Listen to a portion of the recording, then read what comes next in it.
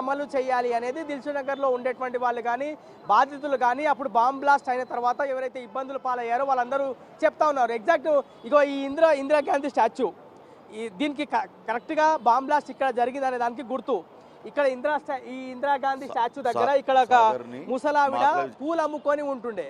So ఇక్కడ ఆ పూలు అమ్ముకునే లేడీ ఇక్కడ కూర్చున్నది. ఈ విగ్రహం ఉంది కాబట్టే ఆమె ప్రాణాలు కోల్పోకుండా కేవలం ఆ సౌండ్కి ఆమె చెవుల నుంచి రక్తం వచ్చి ఆమె చెవులు మాత్రమే వినపడకుండా పోయాయి, ప్రాణాలు మిగిలిపోయాయి అనేది ఆ మహిళ కూడా చెప్పింది. కొద్దిసేపు క్రితం ఆమె ఇక్కడ నుంచి వెళ్ళింది. సో ఎన్ఐఏ ఇచ్చినటువంటి తీర్పుని సవాల్ చేస్తూ హైకోర్టుకి వెళ్ళినటువంటి నిందితులు సో ఏ విధమైనటువంటి తీర్పు వస్తుందని అందరూ చాలా ఎదురు చూశారు. సో ఎట్టకేలకు హైకోర్టు కూడా ఎన్ఐఏ ఇచ్చినటువంటి తీర్పునే మేము ఏకీభవిస్తున్నాము, దిల్సుఖ్నగర్ బాంబ్ బ్లాస్ట్ కేసులో నిందితులు ఎవరైతే ఉన్నారో వాళ్ళందరికీ ఉరి శిక్షయే సరైన శిక్ష అని హైకోర్టు చెప్పింది. సో ఇవాళ హైకోర్టు తీర్పు వస్తున్న నేపథ్యంలో మనం ప్రస్తుతం చూస్తున్నాం కదా, A1 సెంటర్ దగ్గర పోలీసుల బందోబస్తు కూడా ఇవాళ ఏర్పాటు చేశారు. పోలీసులు దాంతోపాటు జనాలు కూడా వచ్చేటువంటి అవకాశం ఉంది, బాధితులు కూడా ఇక్కడికి వచ్చేటువంటి అవకాశం ఉంది. కాబట్టి అందరినీ కూడా ఇక్కడ ఎందుకన్నా మంచిదని పోలీసుల బందోబస్తును కూడా ఇక్కడ ఏర్పాటు చేశారు. సో గతంలో ఇక్కడ మెట్రో స్టేషన్ లేకుండే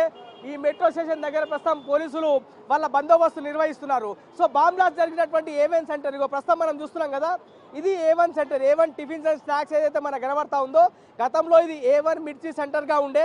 సో ఇక్కడ బాంబ్ బ్లాస్ట్ జరిగింది. సో హైకోర్టు ఇవాళ తీర్పు వచ్చిన నేపథ్యంలో స్వీట్స్ పంచుకొని చాలా మంది కూడా స్వీట్స్ పంచుతున్నటువంటి దృశ్యాలు కూడా మనము చూడవచ్చు. ఇక్కడ వచ్చినటువంటి యువకులు కానీ ఇక్కడ స్థానికులుగా ఉన్నటువంటి వాళ్ళందరూ కూడా స్వీట్స్ పంచుతూ ఉన్నారు. స్వీట్స్ పంచడానికి గల కారణం ఏంటో తెలుసుకునే ప్రయత్నం చేద్దాం. ఏంది బ్రదర్ ఇవాళ స్వీట్లు పంచుతున్నారు, కారణం ఏంటి ప్రధానంగా?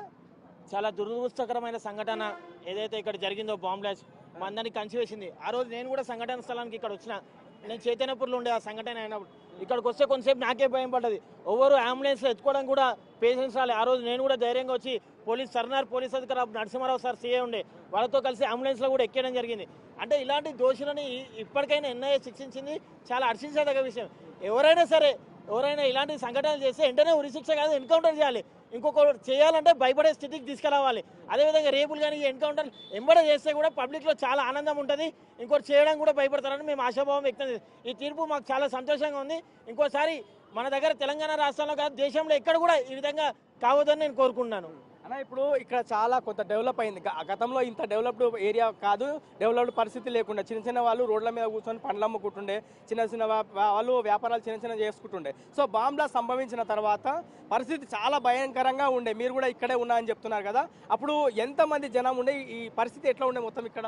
బాంబ్ బ్లాస్ట్ అయినాక సంఘటన చాలా అందరిలో భయం కలిగింది, నాకు కూడా చాలా భయం కలిగింది. కానీ ఎవరైనా ఒకరు ముందుకు వచ్చి రక్షించాలి, అందరు పారిపోతే ఎట్లన్నా ఆ రోజు వచ్చింది. తర్వాత చాలా రోజులు ఇక్కడ చిన్న చిట్కా వ్యాపారం చేసుకునే వాళ్ళు, పూలు అమ్ముకొని బతకాలి, రోజు 200 సంపాదించే వాళ్ళు చాలా రోజులు ఎవరు రాలే. కొన్ని ఏళ్ళ తర్వాత సంఘటన అయినాక ఒక 5 years వరకు కూడా ఇక్కడ అందరూ భయంగానే ఉన్నాయి. స్టూడెంట్స్ ఇక్కడ లించోవాలంటే కూడా భయపడుతుండే, రోడ్ అవతల పోయి లించుండే, అమ్మ బాంబు ఎక్కడ వెళ్తానో అంత భయంగా ఉండే. అలాంటి భయం పోయి ఈరోజు అందరూ కూడా సంతోషంగా ఉన్నారు. ఇదే విధంగా లుంబిని పార్క్ కూడా చేసిన వాళ్ళని కూడా వెంటనే ఎన్కౌంటర్ చేయాలని నేను పోలీస్ శాఖనే హైకోర్టు న్యాయమూర్తులను కూడా విజ్ఞప్తి చేస్తున్నాను.